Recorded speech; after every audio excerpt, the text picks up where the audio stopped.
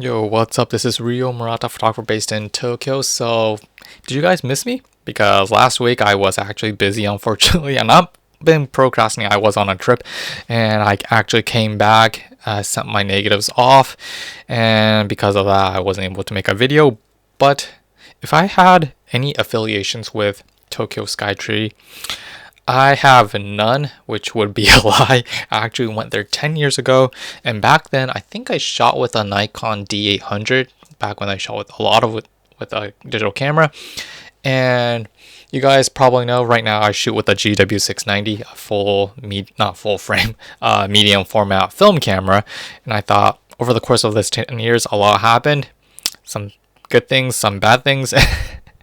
And I thought if my life changed or not, might as well check this location out to see if anything changed. So yeah, although I took my day off on a weekday, I initially thought this location, Tokyo Skytree, would be desolated, but I was wrong. I was slapped in the face because there were so many tourists.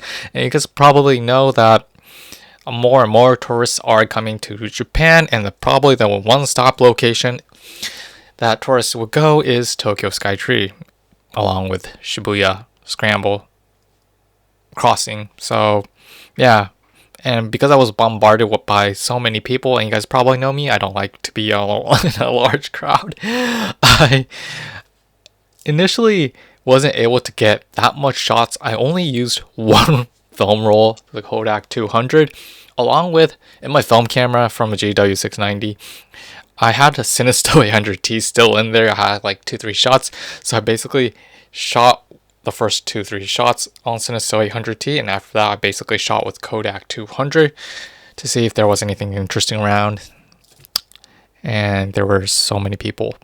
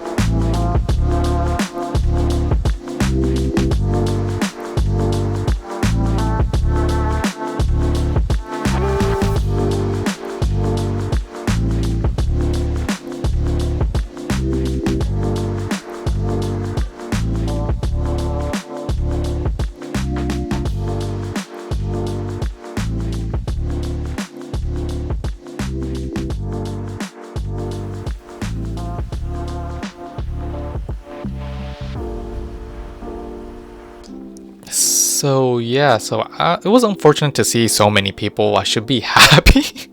Why am I thinking so negatively? But I mean, it's sort of like a flip side. Actually, people in Kyoto are actually say the exact same thing. They say in the they say it with their feelings that Kyoto people say that they wish Kyoto was less crowded before the pandemics, because the less the crowd, the more peaceful the city is, the town is, and it feels really comfortable. While I guess when there's a lot of tourists, lots of crowds, it kind of shoos away the typical local people from going shopping and stuff like that, because there's like so many people. Same thing for Tokyo Skytree. I wish there were less people, but for business wise, that's like terrible, you know. So it's like a toss up. I mean, in order to gain something, you have to sacrifice something. I learned that from economics. But yeah, and I think in less than 5 to 10 years or so, the sort of like the amount of tourists visiting Tokyo will surpass Paris and France. Actually, we were about to beat them before the pandemics, but when the pandemics kicked in, the amount of tourists like went down, but we were recovering from that.